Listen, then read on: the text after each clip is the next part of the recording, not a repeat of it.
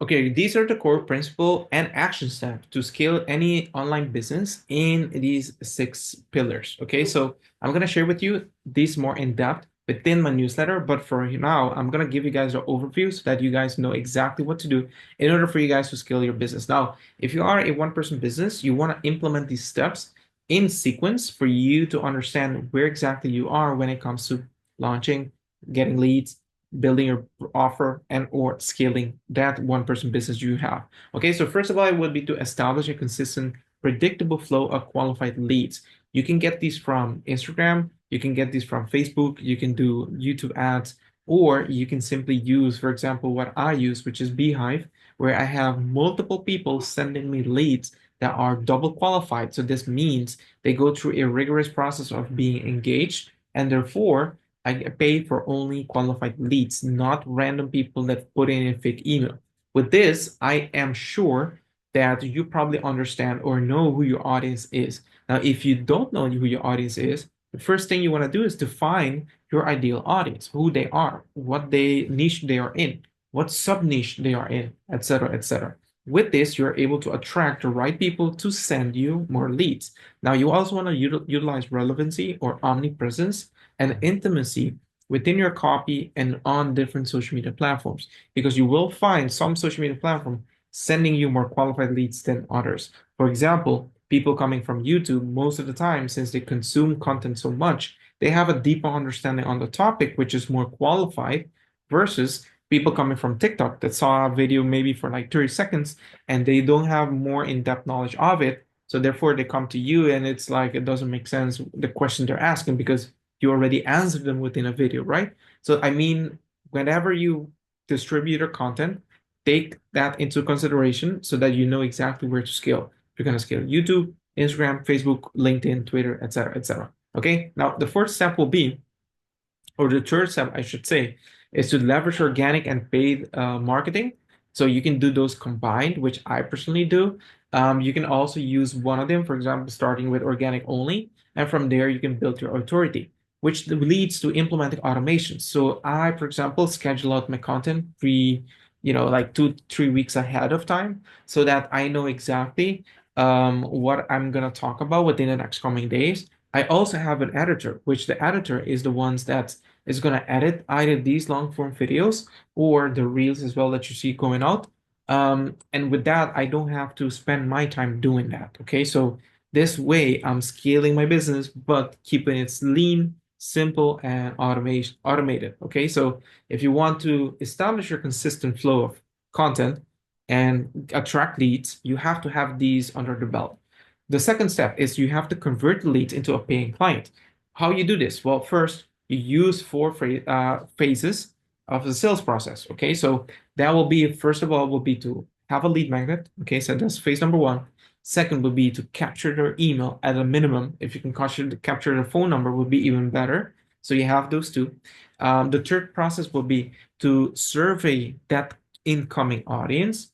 And then the fourth step will be to make an offer. Now, none of those steps are static, meaning you're constantly going to have to optimize them. You constantly have to change them, tweak them, and change many of the copy. Because what you're going to see is that once you integrate these on your social media so that you can track leads and get sales from social media, you're going to also see you have to cater the copy to fit the different type of audiences coming in. People from product aware, people that are unaware of you that you even exist, people that are problem solution aware. They have an idea of who you are, what the industry is about, what the offer is, and they're in consideration mode, either to buy or not, etc., etc. So your copy has to fit all those. And then you're going to build a value-driven sales funnel, meaning at the beginning, what I just explained to you. So you have a lead magnet, email capture, then you have a survey, then you have an offer. That is your sales funnel. But that later on, I will also discuss about the flywheel, because the sales funnel is from social media going into the sales funnel, which is kind of like a cone, and then it comes into a wheel of constant promotion. Now, I'm not talking constant promotion in the sense of promoting every single day, but I'm talking this promotion of every single week you have a different offer going on. But I will explain that more in detail in a different video. So the third step, once you have that dialed in, is about offer scalable and high value products. Okay, so you want to make sure that your audience is seeing a different type of products at different type of pricing. Okay, so the structure of product for long-term customer engagement. Okay, so you want to understand that the product is not based on a static thing that you're creating, but it's thing that's transforming. Within that is that when people buy it, people can see that every single week, or maybe every single month, or maybe every single quarter, you are updating the offer, the product that you sold them. When you see that, most of the time, it pushes people into not only engaging in the sense of giving you their feedback of it, but also people want to stick for the long term. Even if their period that they purchase a product for ends, they still want to buy it again because they know you're constantly adjusting, you're adding stuff to it, and they're receiving perks, etc., etc. Okay. The other thing is that you want to ensure the product market fit is testing and being reiterated based on the customer feedback, as I just said, because you have internal surveys or you meet with them on a weekly or bi-weekly basis. And then you have an automated systemized product because, again, you want it to be automated. You don't want to hand one by one, but you want to make sure that once people pay, they get access. If they give you a survey, you update them, etc. So you have to build like a system. I have all of this combined with Beehive and WAP, and then combine these two together so that one communicates with the other and one pushes into the other. So meaning when I have polls, it goes into the WAP. When I have within WAP the offers, I have surveys that is on Beehive, but within WAP. So once they give in their feedback, it goes back to Beehive. So I can see who's giving me their feedback, from which email it came, etc., etc. Okay, so the fourth step we want to implement is creating a business that runs without over reliance on you. Okay, now if you look at many coaching out there, done for you services, etc., most of them build a business where you have to be 100% involved in it. Meanwhile, if you hire a team, still you're going to have to look at tracking sheets and dashboards and all those things. Meanwhile, if you keep your business simple, you keep your business simplified, you keep things very minimal, you'll be able to develop a better standing or operating system so that you can function in a much more efficient manner. So you only hire 1 to 2 person that's focusing on the main strategic and KPI or income producing activities. Meanwhile, you can focus on projects and or any other thing that's gonna bring in more cash for you. So it might be client calls, it might be the workshop, it might be a challenge, it might be high ticket offer, whatever it is that you are trying to sell. And then you want to continue optimizing this as you go.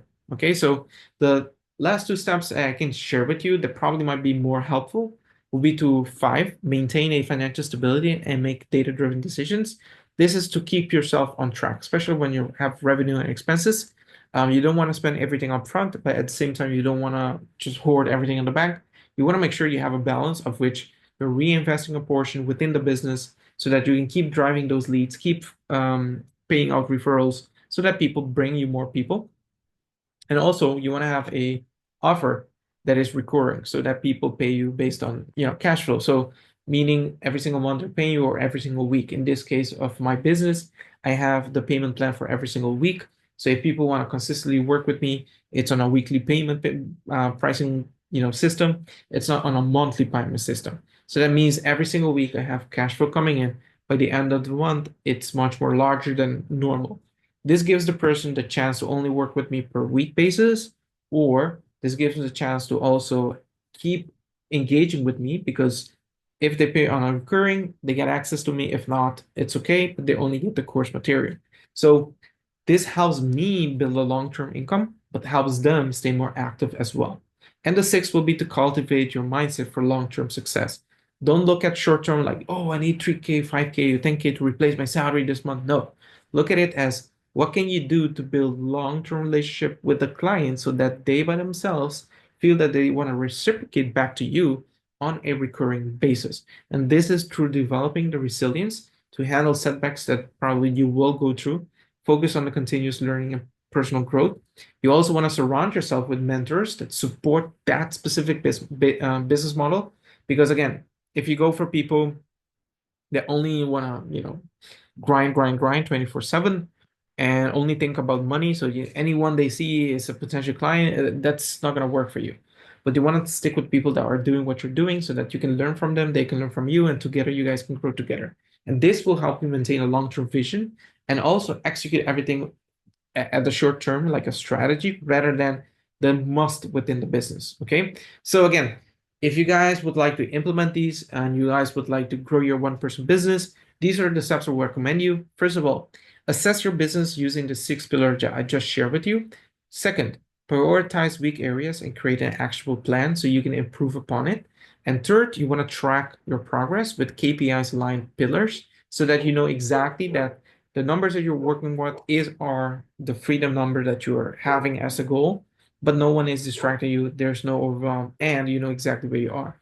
And the fourth will be to continue refining your strategies and or your offers based on your feedback you're getting from either your newsletter or from either your clients, customers, etc. And the fifth and the last one will be to connect and work with me if you guys want help doing this. I know doing it by yourself can be overwhelming. So if you work with someone that can guide you and tell you exactly what to do, it will be more easier to at least start off building your funnel. And after you have that producing leads and or selling an offer, that's when you focus on the flywheel, which is the flywheel that the thing is going to increase the CLTV, which is the customer lifetime value, which means for every $1.50 or $2 you spend on a lead, that flywheel is going to turn it into maybe 100, 200, or $1,000 per lead. Okay. I appreciate it very much, guys. I'll see you guys on the next video. Look forward to see you guys as well in the newsletter community. Take care.